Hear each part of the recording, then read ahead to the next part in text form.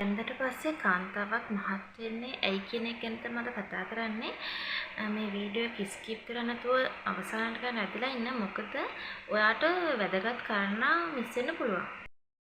වෙන්න කලින් කෙට්ටු වෙලා හිටියට බැන්දට පස්සේ ඇයි මහත් වෙන්නේ? අපහු ඔයාට කෙට්ටු වෙන්න බැරිද? විවාහ වීමට කලින් කාන්තාව තමන්ව ලස්සනට තියාගන්න උත්සාහ කරනවා.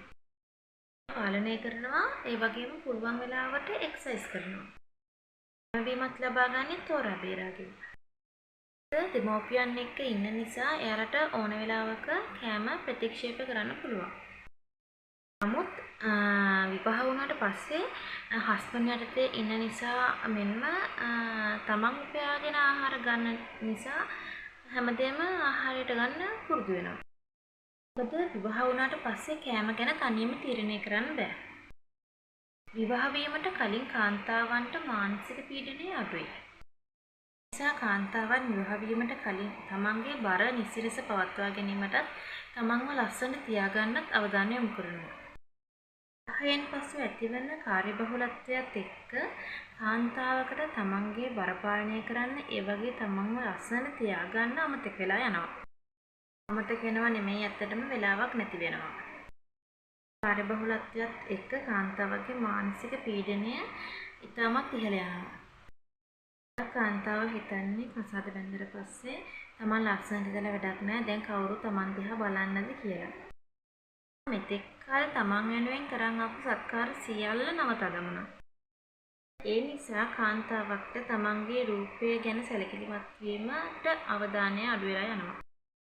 ඒ නිසා කාන්තාවක්ට තමන්ගේ රූපය ගැන සැලකිලිමත් වීමට අවධානය අඩු වෙලා යනවා.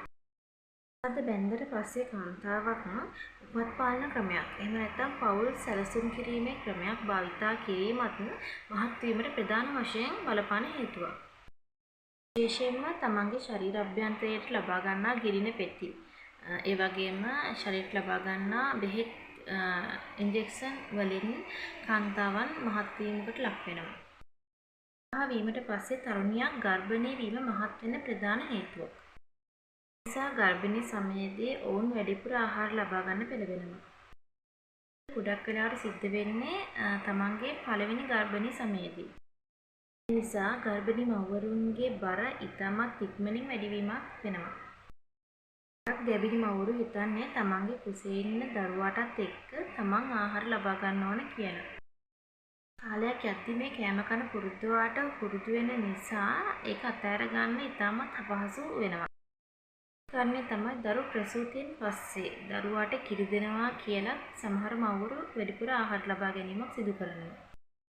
කාර්යබහුලත්වය නිසා ඔයාට ව්‍යායාම කිරීමට කාලයක්ද නැති වෙලා යනවා.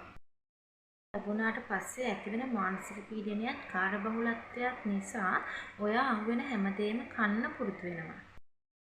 ඔයාට ඕන වෙන්නේ ඔයාගේ වැඩ ටික ඉවර කර ගැනීමට පමණයි. බැන්දට පස්සේ කාන්තාවකට ඇතිවෙන කාර්යබහුලත්වයත් එක්ක නිදි මැරීමට සිදු වෙනවා. කාරණේ තමයි බැන්දට පස්සේ කාන්තාවක් මහත් වීමට බලපාන හේතුවක් විදිහට නිදි මැරීම සලකන්න පුළුවන්. දරුවන්ගේ වැඩ, සැමියාගේ වැඩ වගේම ඔයාට කිරි දෙන දරුවෙක් ඉන්නවා නම් රැට නිතරම ඇහැරෙන්න සිදු වෙන නිසා ඔයාට නිදි මරන්න සිද්ධ වෙන්න පුළුවන්. මේක බොහෝ දුරට කාන්තාවක් මහත් වීමට බලපාන ප්‍රධාන හේතුවක් වෙනවා. අර විට ඔයාගේ හස්බන්ඩ් ඔයාගේ කලින් ලස්සන බලාපොරොත්තු වෙනවා ඇති. ඔයාගේ කන්ෆිඩන්ස් නැති වෙලා වගේ දැනෙනවත් ඇති. මේ ප්‍රධාන කාරණා නිසා කසාද බැඳලා පස්සේ කාන්තාවක් මහත් වීමට ලක් වෙනවා. ඔයා කොච්චර වයස වුණත්, කොච්චර බිසි වුණත් ඔයාටත් අවධානය යොමු කරන්න. ඔයා දැනගන්න ඕන ඔයාව ලස්සනට තියාගන්න. හැමෝගෙම වැඩ කරත් ඔයාට වෙලාවක් වෙන් කරන්නේ නෑ නේද? අතීතයන්වත් ඔයාව ලස්සනට තියාගන්න අවධානය යොමු කරන්න. ඔයා මේ වීඩියෝ එකට කැමති නම් මේ වගේ වීඩියෝ දාපු ගමන් ඔයාලා ගාවට ගෙන්න ගන්න මගේ channel එක subscribe කරගෙන යන්න.